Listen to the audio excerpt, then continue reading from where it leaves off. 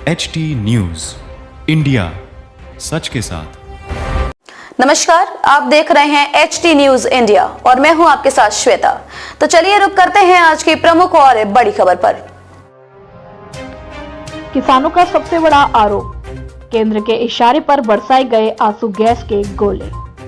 जयपुर किसान आंदोलन पार्ट 2 को लेकर किसानों के द्वारा की गई घोषणा दिल्ली चलो के आह्वान को लेकर किसानों के द्वारा दिल्ली कूच करने से घबराई केंद्र सरकार ने हरियाणा की खट्टर सरकार को मोहरा बनाते हुए किसानों पर आंसू गैस के गोले छिड़वाकर आजाद भारत के इतिहास में इस तरह की घटना को पहली बार अंजाम दिया।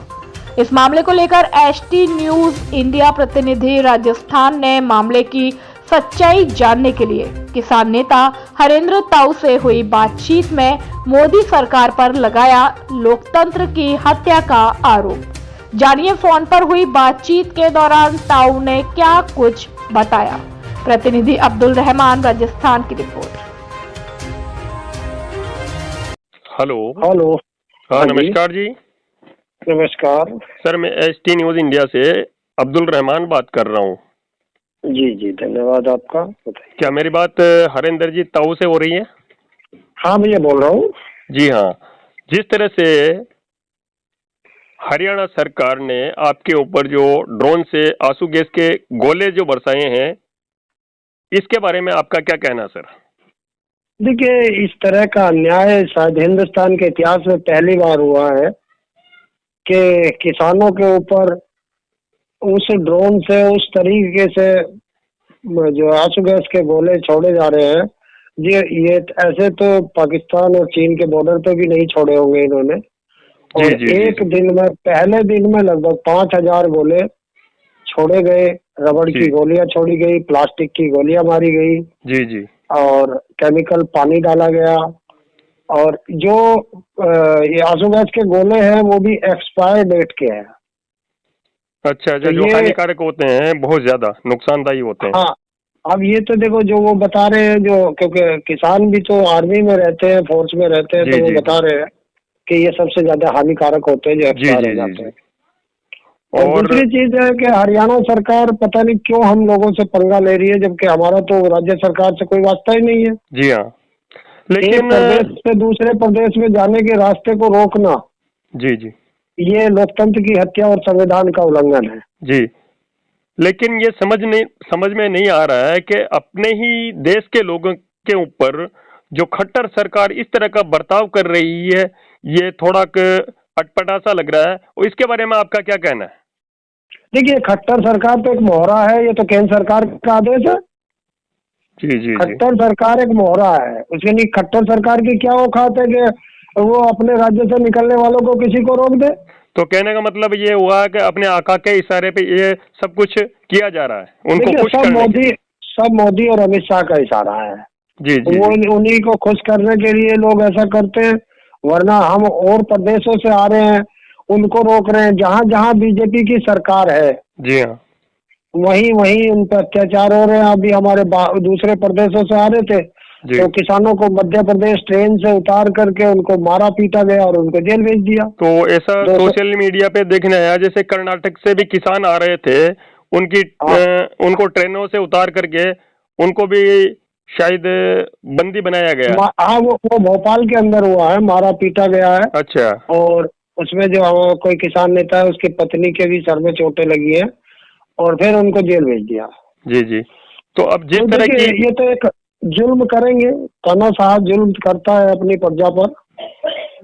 तो सर, ये लोकतांत्रिक देश में इस तरह की व्यवस्था है, तो क्या कहीं लोकतंत्र पूरी तरह से तहस नहस हो गया?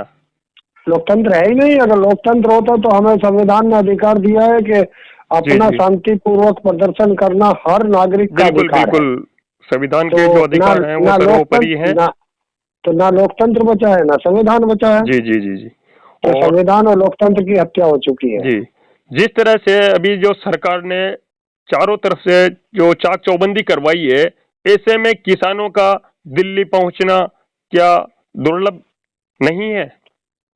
नहीं, दुर्लभ तो हमारे लिए कुछ भी नहीं है, लेकिन एक कहावत है कि जब जब तानाशाह डरता है तो वो अपनी किलेबंदी करता है। जी। देखिए, एक हमारा तो सीधा सा मतलब है, जी हाँ, किसान की उगाई सब्जी दिल्ली जा सकती है, जी हाँ, किसान की उगाई फसल दिल्ली जा सकती है, जी हाँ। किसान के द्वारा पैदा किया हुआ दूध दिल्ली जा सकता है। लेकिन दुर्भाग्य ये रहा कि किसान वहां नहीं जा सकते। किसान के फल सब्जी सब चीज दिल्ली जा सकती है, जी हाँ, लेकिन भारत के इतिहास में पहली बार है कि किसान दिल्ली नहीं जा सकता। तो ये बहुत खतरनाक स्थिति है। तो सरकार को चाहिए इस पर के मतलब विचार करे और किसानों की जो मांगे हैं वो पूरी करें, ताकि किसान हमने कुछ नहीं मांगा जी। हमने तो ये कहा है कि जो हमारे पिछले आंदोलन में आपने लिखित में दिया था, जी हाँ, कि वो हम पूरा करेंगे। भाई वो 26 महीने हम इंतजार करके वापस आए आपसे पूछने, भाई पूरा क्यों नहीं हुआ? तो मतलब ये हुआ कि सरकार ने जो लिखित रूप में जो चीजें दी है उन्हीं चीजों से वो मुकर रही है। मुकर रही नहीं, भाग गई है। भाग गई है। देखिए उन्होंने दिया था कि हम लोग जो है एक महीने के अंदर MSP पे गारंटी कानून की कमेटी बनाएंगे, वो आज तक नहीं बनी। जी हाँ, जी हाँ। उन्होंने कहा था किसानों पर आंदोलन के दौरान जो मुकदमे लगे हैं वो वापस होंगे, वो नहीं हुए। जी हाँ। जो 750 किसानों की शहादत हुई थी उनको कंपनसेशन मिलेगा, वो नहीं मिला। जी हाँ। लखीमपुर खीरी में जो किसानों के ऊपर गाड़ियां चढ़ाई मंत्री के बेटे ने, उसमें कुछ नहीं हुआ। उसको अभी तक बर्खास्त नहीं किया। वो मंत्री आज भी मोदी की बराबर में बैठा है। जी जी जी। तो हम और एक था कि बिजली अमेंडमेंट बिल हम नहीं लाएंगे। तो एक किसान आंदोलन में और क्या क्या चीजें शामिल रहेगी मांगे? देखिए ये मांगे तो 10-12 है, लेकिन ये मोटी मोटी मांगे हैं कि MSP पे गारंटी का कानून, जी हाँ, और स्वामीनाथन रिपोर्ट लागू की जाए, C250+ की, जी जी, ये लागू की जाए। तो एक तरफ तो सरकार स्वामीनाथन जी को भारत रत्न देकर सम्मानित कर रही है, चौधरी चरण सिंह को सम्मानित कर रही है, PV नरसिंहाराम को मतलब अच्छा सम्मानित किया है, और दूसरी तरफ ये जो नीति है इसको लेकर के आप क्या कहेंगे? देखिए मैं कह रहा हूँ कि जो चौधरी चरण सिंह थे, जी हाँ, वो किसानों और मजदूरों के मसीहा थे। बिल्कुल। और तो ऐसे 50 भारत रत्न उन पर न्योछावर। जी हाँ। अगर चौधरी चरण सिंह को आप इतना सम्मान देते हैं तो चौधरी चरण सिंह की जो नीतियां थी, तो जो उनकी आइडियोलॉजी पे भी चलना चाहिए, यही कहना चाह रहे थे ना आप? उस पर चलो तो अच्छा लगेगा। अब स्वामीनाथन जी ने एक रिपोर्ट बनाई थी किसानों के लिए जी, तो वो रिपोर्ट लागू कर देते तो वो भारत रत्न सबसे बड़ा होता, उनको भी श्रद्धांजलि होती जी। और ये सिर्फ वोट बैंक की राजनीति है। और अब तो भारत रत्न कटोरे में बिक रहे हैं कि बीजेपी में आओ और भारत रत्न ले जाओ। अच्छा, और दिल्ली में मतलब सुप्रीम कोर्ट के जो वकील है भानु प्रताप सिंह और सीनियर वकील महमूद पराचा, इनका एक EVM हटाओ के खिलाफ जो आंदोलन चल रहा है, उस आंदोलन को लेकर के आप क्या कहना चाहेंगे? देखिए भाई, जब जनता मांग कर रही है तो सरकार को सोचना चाहिए, चुनाव आयोग को सोचना चाहिए, लेकिन उसके लिए जब तक राजनीतिक दल नहीं आएंगे सड़कों पर या अपनी, क्योंकि राजनीतिक दलों को चुनाव लड़ना है। जी हाँ। अब जिनको चुनाव लड़ना है वो हारते हैं और वो कोर्ट नहीं जाते हैं और उस पर कोई डिमांड नहीं करते, तो हम क्या कर सकते हैं? जी जी जी। तो सर, HT न्यूज इंडिया से बातचीत करने के लिए आपका शुक्रिया, धन्यवाद।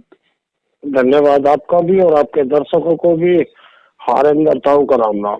राम राम। खबरों में अब तक के लिए बस इतना ही। फिर होगी आपसे मुलाकात ऐसी किसी बड़ी और खास खबर के साथ। तब तक के लिए नमस्कार और देखते रहिए HT न्यूज इंडिया।